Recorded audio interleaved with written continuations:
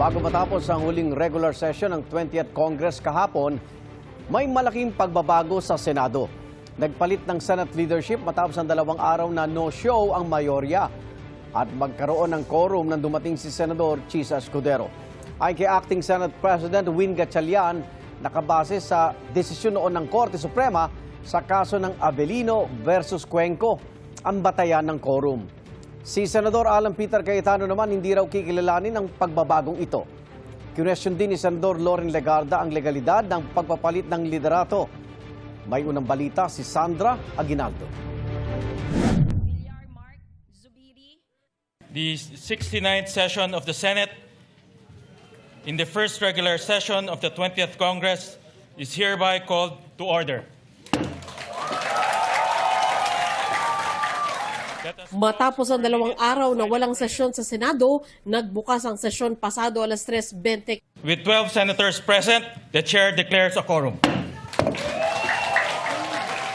Kumpleto ang 11 minority senators, nadagdagan sila ng isa.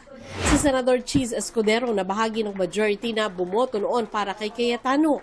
Niyakap siya ng ilang senador nung dumating siya sa plenaryo. Mr. Presiding Officer, I move to declare all elected positions in the Senate vacant. Is there any objection? Second. Duly seconded. The motion is approved.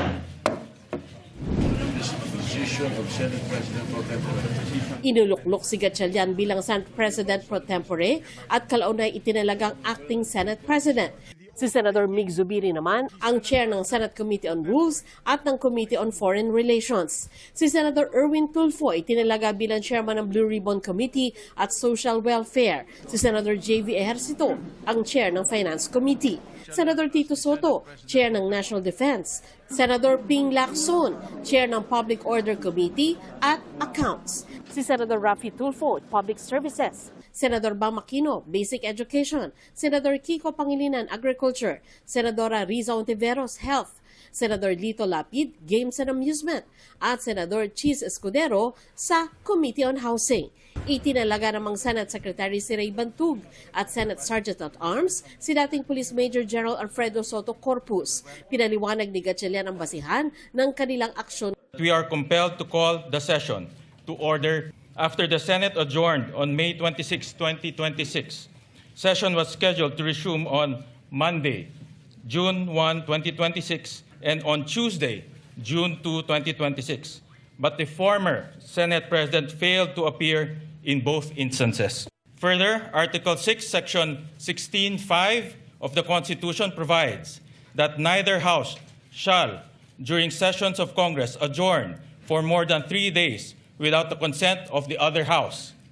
The Senate has been adjourned and unable to resume session for the past 2 days, placing us on the brink of constitutional violation had we not convened. Thus, in the absence of a duly consulted postponement and the continued absence of the former Senate President pro tempore, and members of the majority, we are compelled to call the session to order. Inilatag niya ang legal na basihan kung bakit 12 senador ang ginawang batayan para maghayag ng quorum at hindi 13 na majority ng kabuang 24 na senador.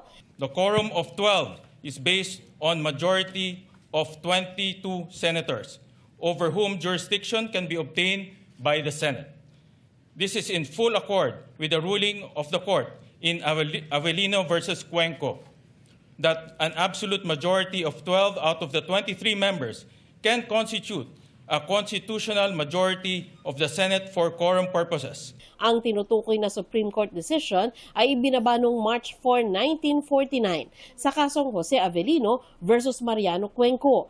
Sa naturang kaso, kinilala ng Supreme Court na hindi 24 senators ang dapat pagbatayan ng quorum.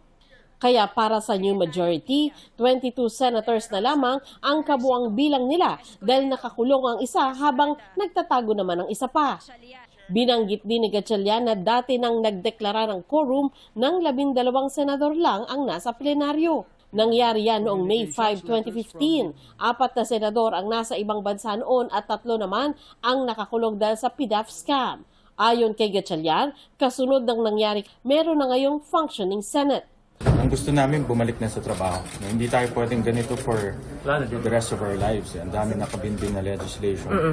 Sa press conference pagkatapos ng sesyon, sinabi ni Senador Erwin Tulfo na hanggat di nakukuha ng kanilang grupo ang 13 senador, nananatiling Senate President si Cayetano. He will be a virtual Senate President. We cannot touch the Senate presidency because we don't have 13. Pero sa payag ng binansagang bagong Senate majority, hindi na raw Senate President si Cayetano matapos ideklarang bakante ang lahat ng posisyon. Anila, hindi pa lang naihalal si Gatchalian bilang bagong Senate President dahil kailangan ng 13 boto sa ilalim ng konstitusyon.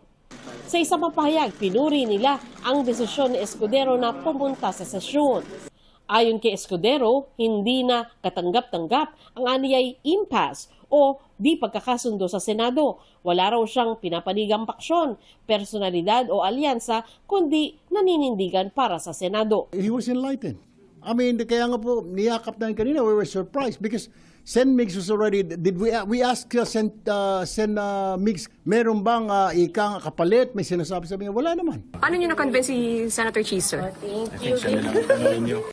Sa isang Facebook Live, sinabi ni Cayetano na wala siyang intensyong kilalanin ang reorganization ng Senate leadership. Giit ni Cayetano, 13 ang kanilang bilang para palitan siya at mag-organisa ng Senate leadership at committee assignments. Ang nakalagay sa konstitusyon ng Pilipinas, pwedeng mag-conduct ng business ang Senado by a majority of all its members.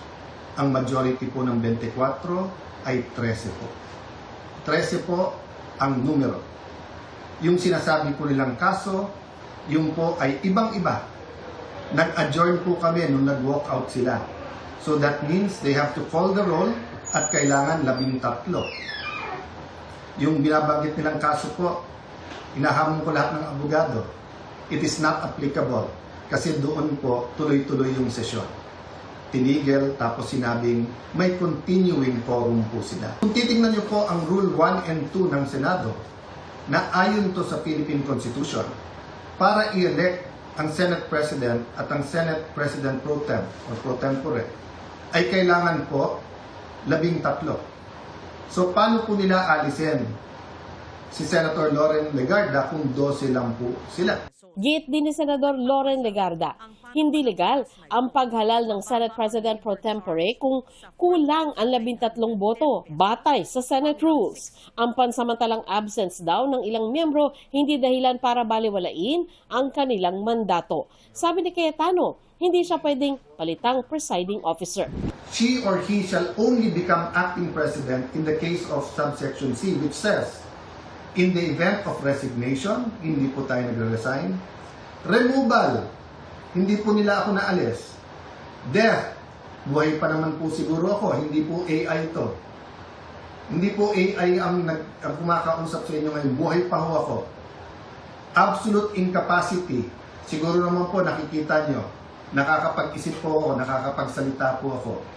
So wala pong ground para magkaroon ng acting president.